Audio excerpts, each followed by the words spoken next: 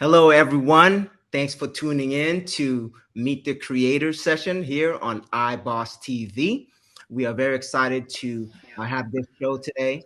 My name is Louis Joseph. I'm the founder and CEO of iBoss Entertainment, co-hosting with Amrita Khalsa. Hello, I'm Amrita Khalsa, Director of Marketing at iBoss. Yeah, and we're very, very excited. Now, for those of you that are tuning in for the first time on Meet the Creators, Meet the Creators is all about introducing you to the awesome filmmakers, brilliant filmmakers that are creating content on iBoss TV. And we want you to get to know them, get to know the behind the scenes, get to know the stories. So this is an opportunity for you to do that. So without further ado, before we get started, first of all, if you want to learn more about iBoss Entertainment, go on our website, ibossentertainment.com, all right, and see everything that we're doing, all the projects we got going on, our platforms, and all that good stuff. So we're all about empowering independent filmmakers and creators. So definitely follow us on social media, Instagram, Facebook, Discord, and join our email list as well. Okay, subscribe. Don't forget to do that. So we're very excited to get started, right? Amrita, we got a very exciting show today. Yep, very excited for our guests today. So to get started, we are going to introduce you to the creator of the series, The New Jim Crow, Majority Rules. This wonderful creator, filmmaker, actress is doing it. And she has an awesome content there on iBoss TV. And we want you to get a chance to know her, get a chance to know her work. Her name is Krystal Harris. And let's introduce her right now, ladies and gentlemen. Krystal M. Harris, actor, stars in The New Jim Crow, producer, writer, all that good stuff. Krystal, welcome to the show. How are you doing? Great. Thank you so much for having me.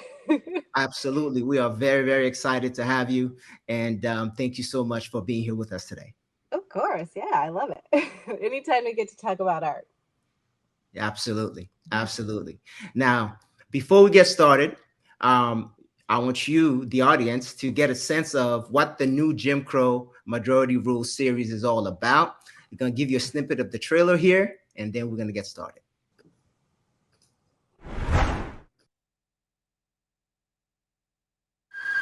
Officer, sir, I know my rights.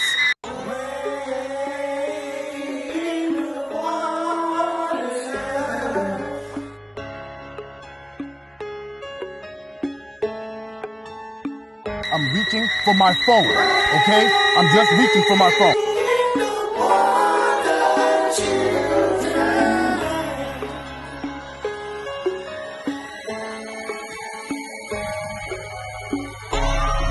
It'll be there. You didn't actually think you were a journalist, did you?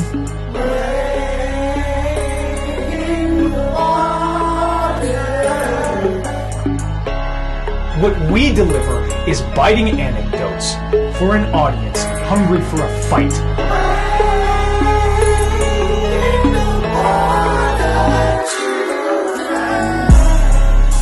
Everyone wants to talk to you, sis. You're really doing something here.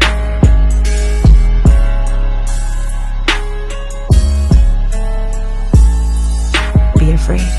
God's gonna trouble the water.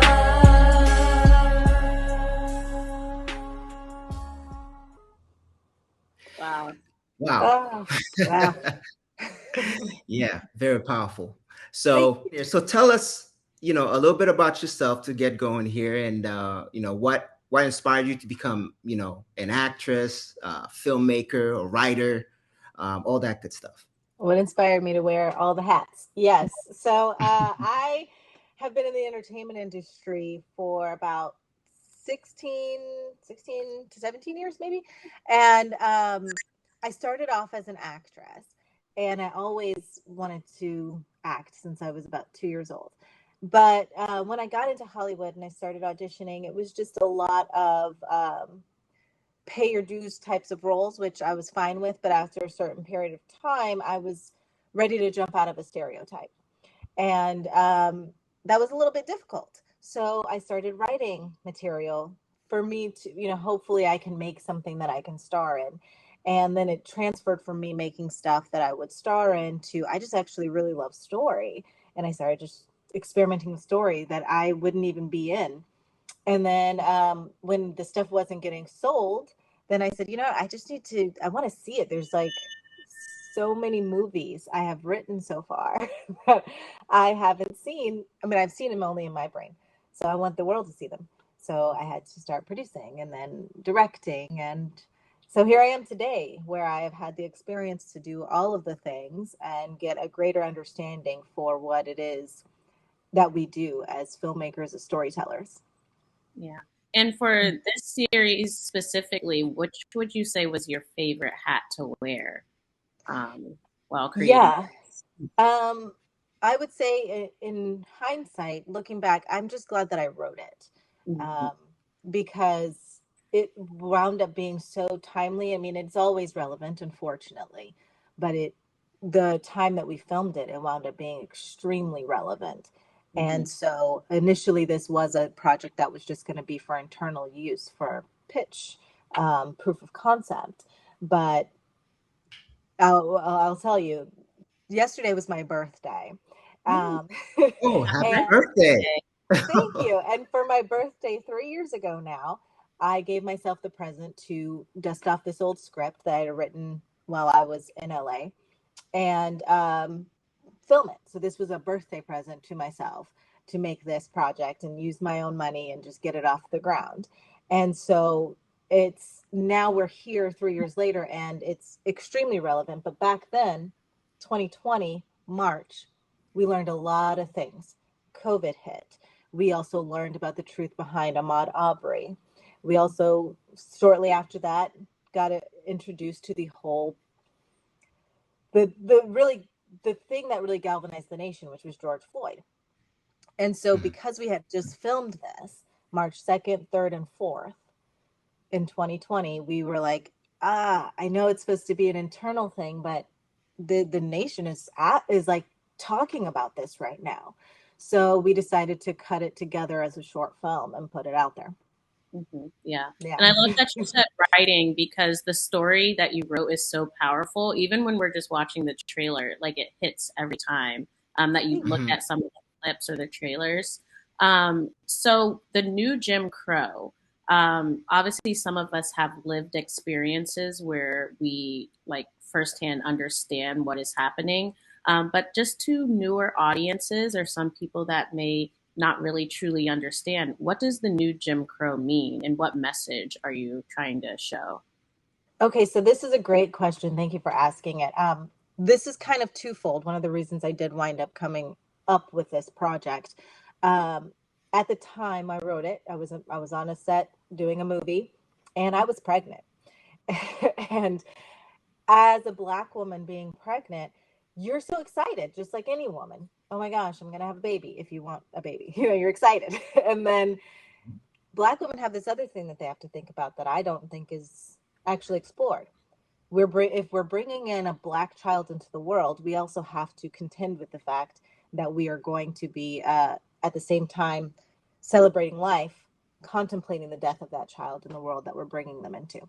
And that was a perspective that I had not seen yet done because it was what was happening to me. Very excited, but wait. And so I wanted to explore it from that angle as well. But shortly before I was on that set, I had gotten a book, The New Jim Crow by Michelle Alexander. And this is so interesting. But Seth MacFarlane was a friend of mine. And he gave me this book. And he said, once you see it, it's like once you see it, you can't unsee it.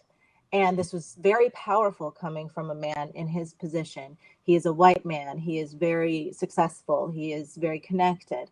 And he was drawn to this material and learned from it. And so he handed me that book and he was like, you need to read this because once you see it, you can't unsee it, which is one of the lines I put in the script.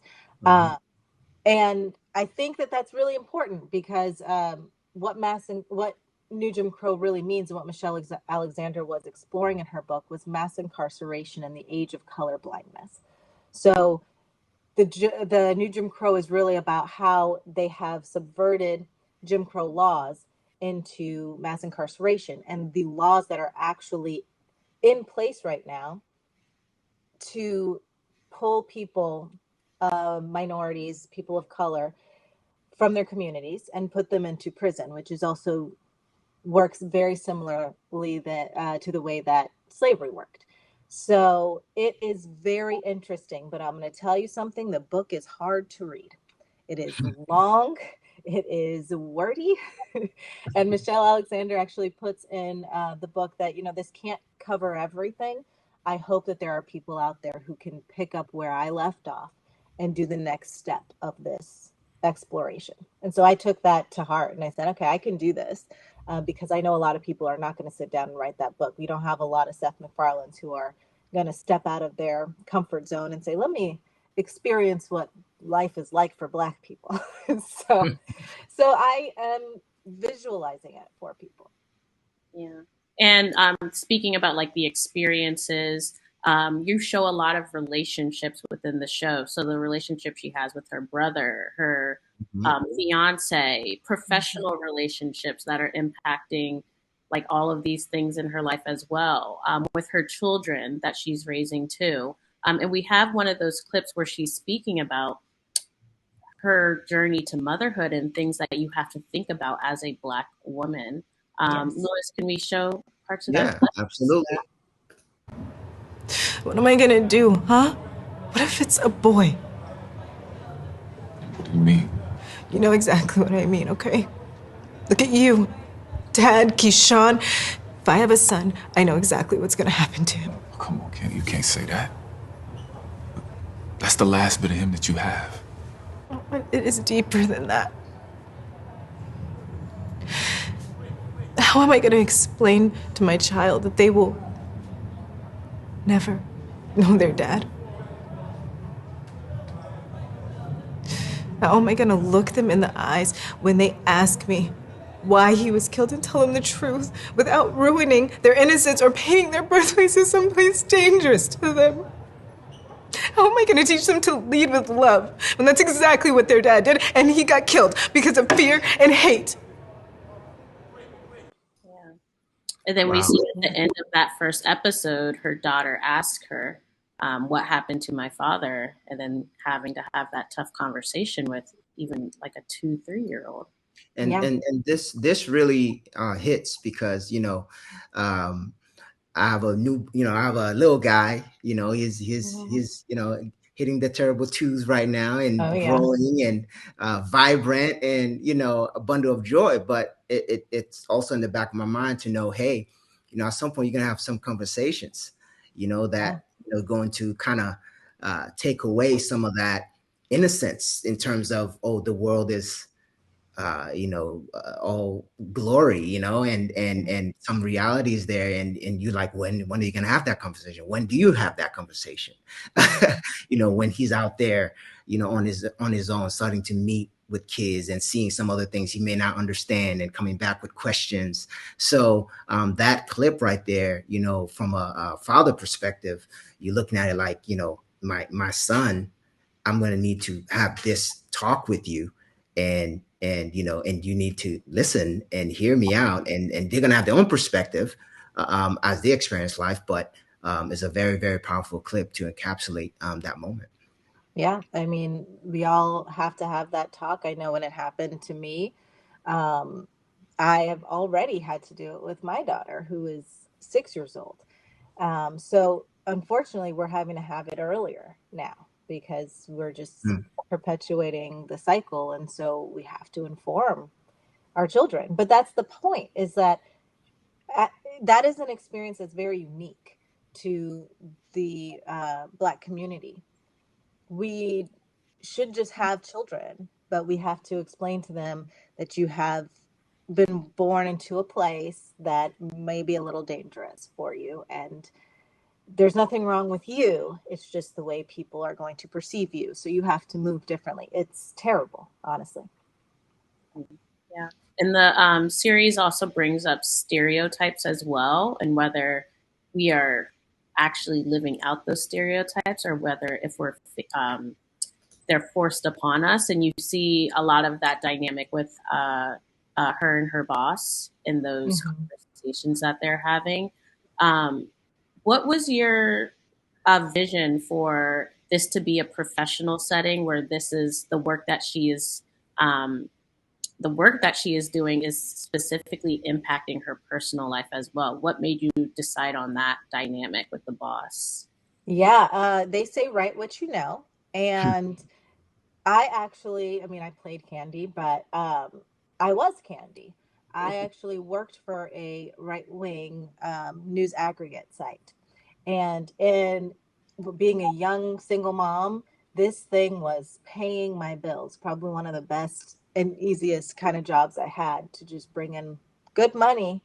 And I spent about an hour every day writing articles. And I didn't write the articles. We would take them, and then we would, if they weren't already right wing, we would make them, we spin them. And how you were to claim your articles, or you just have to go in, choose an article that was on a list, and all of the headlines were already written for you. So it was one of those things where you cannot change that. This is the angle that they're looking for.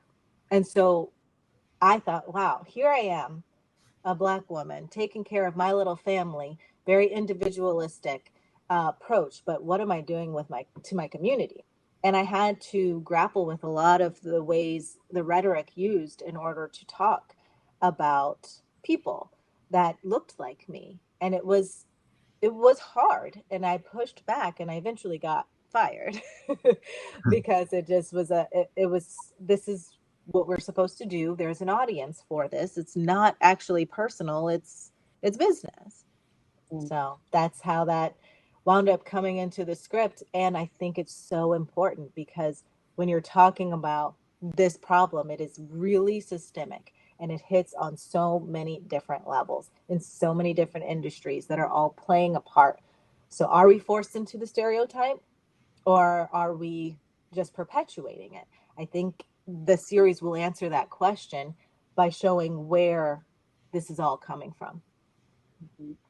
Absolutely. And you encapsulate that moment when you're talking about telling the truth, and whether you compensate telling the truth to telling people what they want to believe or need to believe. And one of the clips on there really, really does a great job in really demonstrating exactly what you're saying. So let's roll it real quick just to give the audience a snippet of what you're talking about. You didn't actually think you were a journalist, did you? Journalism is dead, Candace. Hearst's greatest achievement replaced it. What we deliver is biting anecdotes for an audience hungry for a fight. We give them necessary ammo. The truth? They don't need the truth. They need to be told what to believe. That's your job. Go tell them what to believe. Yeah. Wow. And that's where there's a lot of conflict, right? Because you have this process in which certain ideas and messages are being put out there, and now you're out here fighting those ideologies and messages at the same time, and it's being received as truth, while the truth is being hidden, and now you have to unravel that to show the truth. And there's a lot of, I would say, barriers in trying to show the light on the truth. So it's such a complex, problem, because we're trying to not just have the truth be told, but also start to align, change hearts, minds, start to, see each other in different ways to improve the overall living conditions of our communities.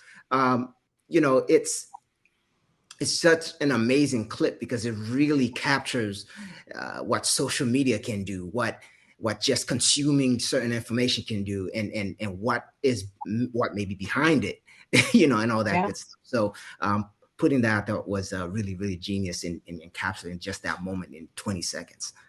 Thank you very much. Yeah, and Candy having that job is also something that needs to be explored in our community, because there is a lot of me, I'm going to take care of me first. And so Mhm. it's that's something that we can't run away from. We have a part that we are playing in this, whether we got pushed into it or not. We have to own up to that as well. So showing it to everybody to say, look, she's flawed. She's got this, she's participating in it because it benefits her. Now it makes people who are watching ask themselves, am I participating in it because it benefits me and mine? And what does that really do to us and to ours? Mhm. Yeah. And um, I would say some of that, like that shift of her mindset comes with her now having kids now. And it's not just about like her and that individualistic idea that you were saying, but the community and what she maybe wants to spread to her children as they're growing up, and Yeah. the ideals that she wants to share with them as well. Yes, and we won't tell them why it hit so close to home, but it definitely got her job hit very close to home, and at that point it had to shift because Candy has had a whole history of this, and she is a representative. She is representative of so many Black women that we know in the news, and so for her father to be taken into prison in during the war on drugs in the 80s and die in prison, her twin brother serving a life sentence for a crime he didn't commit, the men in her life have somehow all been taken by the system, and now she works for the system. It's problematic, and it's going to take some time to unravel. But Mhm. once it does hit too close to home, she starts getting a little bit of, I guess, a path. She decides that she wants to do something to combat this. So, what's your vision for Candy going forward in this series? Yes. Yeah. So Candy winds up teaming up with her brother on the inside, Mm. and she starts to unravel the workings of the new Jim Crow. And that's by interviewing people who are in prison. And she attracts she gets some attention through her podcast Mhm. from a law firm who says, hey, maybe we want to help with some of these cases you're talking about. And so they can retry these cases on a pro bono basis. And so it's really the stories that we're telling as the series. I guess you guys will know that the series is going to be made. Okay, so this was a proof of concept, but we have a full series in development. And go And out there and support her. Go watch please, the new Jim Crow Majority Rules on iBoss TV and please check all do. her work out because this series is going to be amazing. It really has the ability to change lives, you guys. I'm working in tandem with the California Innocence Project, who are providing, you saw on the trailer, all the cases are real. So everything that you see, I don't have to fictionalize, and that's a problem. Okay. There are innocent people in prison. There are these things that are directly from these loopholes to allow the new version of Jim Crow to work. And so I'm going to show you exactly how it's working, and you're going to see it with real people. Okay. So it's very exciting, and it has the ability to open minds and change lives. Absolutely. And another topic that you addressed or really kind of wanted to highlight is the fact that well, let's show the clip and then we'll talk about it. It speaks for itself. Speaks for itself. And I know you are all thinking this is blue versus black. I assure you it is not. Those officers were operating on real fear because they were told by someone they trust that they should be afraid. Is he some kind of lawyer or something? This shit is generational, man. On both sides. How do we break the cycle, though? I think you need to see it to stop it.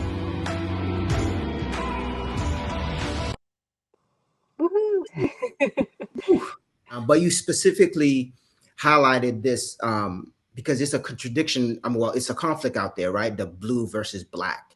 And that's not what it's all about. It's really about the truth and what's going on. And everyone that can see it to be able to be about the fact that, hey, how can we improve our society, our racial relations, the things that are going on in this country, so these kinds of things, these kinds of acts do not happen again, or never happens to, you know, your kids, your nephews, your nieces, sisters, brothers, doesn't matter. So and you specifically put that in there, and tell us exactly why you wanted to ensure you had that quote. Yeah, because it's not about blue versus black. There are other things working to pit us against each other. And this generational passing down of these fears, just how we have to talk and have these conversations with our children. Don't think we're the only ones. There's other people having conversations as well. And it's based on their experiences and a lot of fear. So we are really going to break that all open and say, hey guys, I think that they're playing us on both sides because it benefits everybody else but us. I'm talking blue and black. It doesn't benefit either one of them to be pit against each other. It's a game. So we have to wake up a little bit. So yeah, that's why it's in there. This is not something that's political. It's something that is like, we have to wake up, you guys. There is other stuff at play here, and all of us are being affected. Yeah. And I love that it's a Black woman that is leading this charge and leading this movement that we're going to see throughout the series. And just like your work as being a Black woman in the film and entertainment industry, I know that has some barriers that can come up. Can you speak to some of those experiences and what some advice you would provide to younger Black women who are trying to get into this work? Yeah, it is hard. I mean, it's hard in general. Then you add on a layer of Black, harder. Then you add on a layer of woman, hard, guys, real hard, but not impossible. We live in an age right now where you are really empowered to do what you need to do. Like Candy, she starts a podcast and she is successful enough to get other people listening to her, both good and bad. Okay, so she's attracting attention from both sides, and eventually that will play out the way it's supposed to. But for younger filmmakers, I got the advice years ago that we don't have to wait for permission, right? We can go and do what we say we want to do. And now, really now, since the pandemic, there's nothing stopping you. So if you have a story, write it. If you need assistance in writing that, there are so many communities out there. Build your film community and just do it. There's really, the only barriers are if you're going to try to play within the system. Sometimes you do need to step outside of that in order to make it work. And then at that point, it's going to be more authentic too. And, you know, being an independent filmmaker creator, you have a lot of flexibility to really move around, tell the stories that you want, and really take control of how and the direction, you know, that it goes to. And really want to congratulate you for actually starting the project, finishing the project, writing to filming it to actually getting it out there, because that's actually hard as well. A lot of filmmakers out there, they get stuck you know, in some part of the process where the project never gets finished, right? So you actually went back to it and actually completed it and got it out there. So definitely kudos to pushing through all of it. And was a lot of it filmed through the pandemic, right? So what challenges did you face in trying to do that? Because we all know around that time, filming was, you know, not really, you know, going like that, right? Yeah, we are very, very, very fortunate. March 2nd, 3rd, and 4th is when we filmed this. They shut Georgia down on March 7th. Oh, so, wow. so we had already had it in the can. If it had been just a week later, then we would have definitely had problems getting this off the ground. But honestly, you guys have the people who are watching, who are independent filmmakers, please understand that this is a collaborative art, and you have to find your tribe and work with these people, have a shared vision, and don't have a just me attitude. I wore many hats on this project, but one of the best compliments we got from one of our locations managers was he did not see somebody walking around like they were the boss. And even though I technically was, we're a team of collaborators trying to bring something to life. So remember your whys when you go to make your stories. Just remember your whys and who you're trying to affect, and take care of your crew. 100%. You have to take care of your crew. Absolutely. You want the best sound. Yeah, exactly. You want the best Krystal, sound. So what can we see from you in the next few years? Can you like give us a little snippet or idea?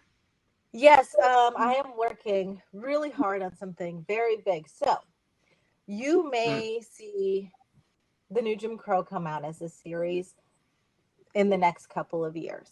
You may not see anything else because I am working on something very exciting, and it's going to take heads down kind of focus. But I promise what I'm doing is here to help the community, because that's what I'm about. I want to avoid some of the things that I have experienced in this industry as a Black woman and open up those gates a little bit more. It's not about diversity initiatives. It's about really being behind your word and saying we're telling authentic stories and we're giving everybody a shot. So you heard me say it now. Check with me in a few years. We are doing something very exciting. Well, definitely we look forward to seeing, some snippets of a press release or something about all the things you're doing for sure. Yes, I mean I've been in a film that'll should be coming out too. So you'll see me, but just don't get nervous if I kind of disappear for a minute. I'm coming back. You're working. See, people don't see the grind, right, behind the success. So the grind is always behind the scenes. So exactly. Thank you for that question. All right. And as far as is there anything else you would want to share with filmmakers outside of the topic of the conversation we've had? Anything you want to let them know? Yeah. You should definitely be working on growing that tribe. Honestly, there's so many ways to do it now. So please get out there. Start thinking of us. That's the whole topic of the conversation, really. But the more we do that, the better off we will be, the less barriers we will have, because we are going to become the access. So start building those communities now. Stop being in competition. There is no competition. Okay, we're all telling stories. That's the oldest profession. So get with it and let's do it together. Absolutely. You heard that here. There's an abundance of opportunities. So don't feel like, you can't do it because somebody else is doing it. No, you have all the tools, resources out there. You can reach out to certain people. If you need to learn something, there's all kind of, there's YouTube University, right? So you can learn all kind of things. So tell your story. And we're very inspired by your work. We're very inspired by all the things you got going on. And tell us, where can people follow you? I am on Instagram at Krystal M Harris, Twitter at Krystal M Harris, Facebook official /Krystal M Harris. Don't forget the M. That's Crystal Muse, right? So don't forget the M, and you can find me. Absolutely. On the bottom of your screen, that's her website. Check her out. Check what she got going on. And definitely, everyone, ensure that you go see the new Jim Crow Majority Rules on iBossTV. We're very, very excited about this project and what's to come of it. And Krystal, it's a pleasure having you here. And we look forward to having you again.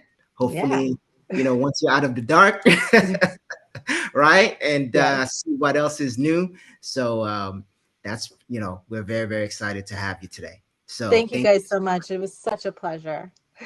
Pleasure is all ours. Thank you. Thank you, Krystal. Of course. Nah, this was amazing. She's awesome. She has lots going on. Her story is very compelling. The way she captured it in her in the series, for it to be a short series at that, it was well done. So Yeah, Bravo. I love the different stories you see within it, the relationships, and it just hits home for a lot of us. But I'm excited for this message to be spread to even larger audiences that may need to hear these messages and what's the truth that is impacting a lot of our communities. Absolutely. Absolutely. So many things to unravel in that 25, 30-minute short film. You're talking about stereotypes. You're talking about all the incidents that's been going on, messaging, you know, talking to the kids about, or your child about, you know, racial relations and, you know, them being Black and, minority, women. I mean, so many points that she hit in this amazing clip. So everyone, again, check it out on iBossTV. Check everything else we got going on. Check out, go to iBossEntertainment.com, subscribe, follow us on social media, and we'll see you next time on the next episode of Meet the Creators. Thank you, and have a great day.